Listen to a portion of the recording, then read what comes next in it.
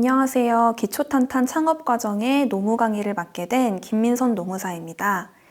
여러분, 창업을 하시면 반드시 노동법의 모든 내용이 적용되는 것일까요? 일하는 사람은 모두 근로자일까요? 함께 알아보겠습니다. 이번 시간에는 노동법의 적용 범위 그리고 근로계약서에 관하여 알아보겠습니다.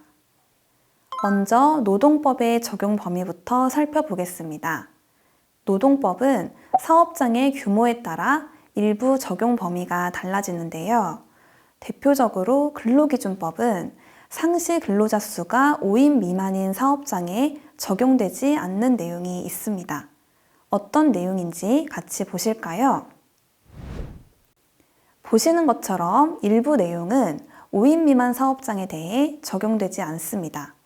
오늘 강의 대상이 이제 창업하신 분들, 그리고 창업을 준비하시는 분들이 대상이기 때문에 5인 미만 사업장에 적용되는 노동법령의 내용이 많이 궁금하실 거예요.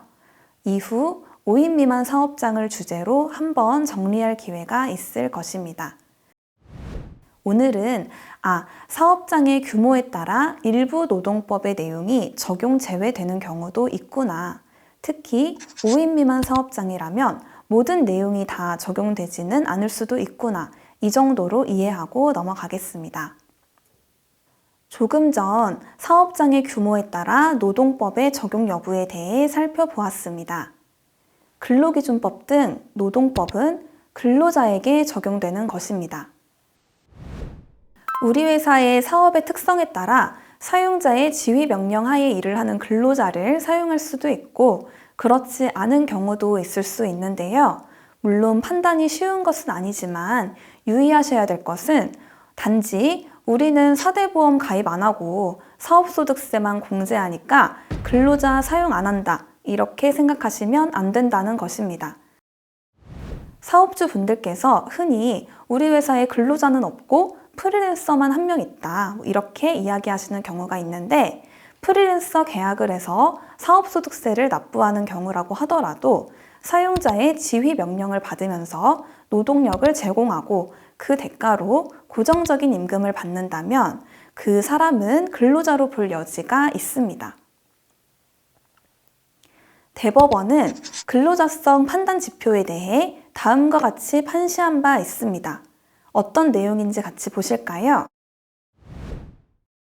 이처럼 업무 수행 시 사용자의 상당한 지휘 감독을 받는다면 그 사람이 사업소득세를 내거나 프리랜서 계약을 했다고 하더라도 근로자로 인정될 수 있는 것입니다. 만약 우리 사업장에서 필요한 인력이 근로자라면 반드시 근로계약서를 작성해야 하고 사업장의 규모에 따라 우리 사업장에 적용되는 근로기준법 등 노동법의 내용을 공부하고 알아둘 필요가 있겠습니다.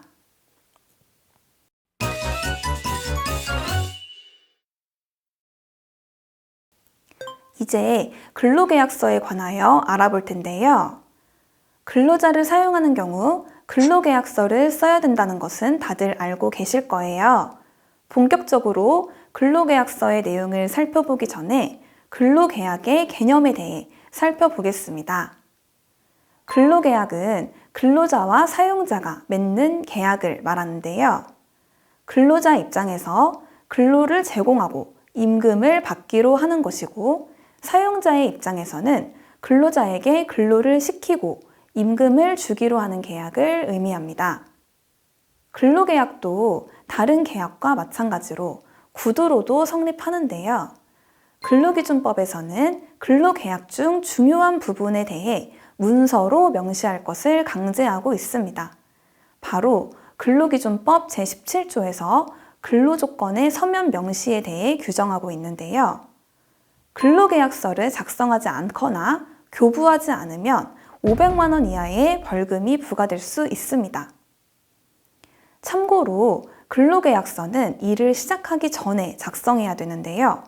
실제로 근무일 첫날 점심시간에 근로자가 말도 없이 그만두고 노동청에 가서 저 근로계약서 안 썼어요 라고 신고한 사례도 있었습니다.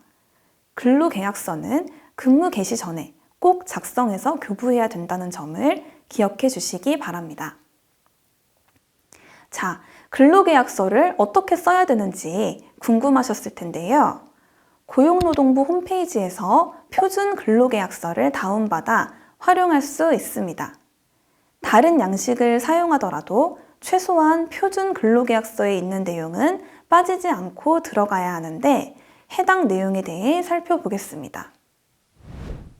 근로계약서에는 근로 개시일, 근무 장소, 업무 내용, 소정 근로시간, 휴일, 연차휴가, 임금 등에 대해 명시해야 합니다. 참고로 근무 장소와 업무 내용의 경우 변경 가능성에 대비해서 업무의 필요에 따라 변경할 수 있다는 내용을 넣는 것이 일반적입니다. 그 밖에 소정 근로시간, 휴일, 휴가, 임금 등에 대해서도 작성해 주셔야 됩니다. 다음으로 넘어가서 필요에 따라 기간제 근로자를 사용하는 경우도 있는데요. 이때는 근로 개시일뿐만 아니라 근로관계 종료일도 꼭 함께 작성해야 됩니다.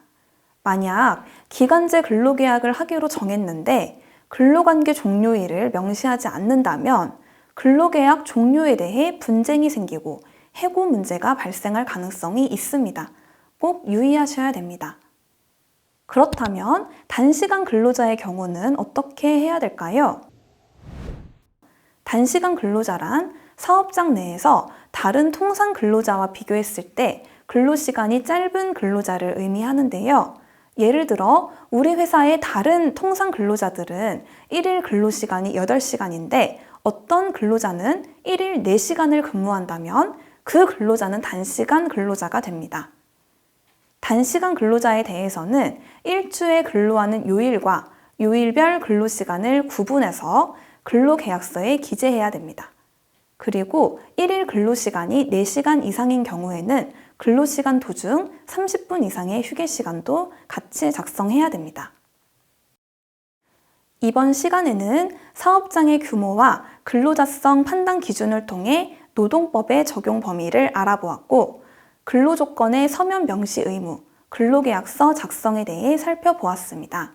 다음 시간에 또 뵙겠습니다.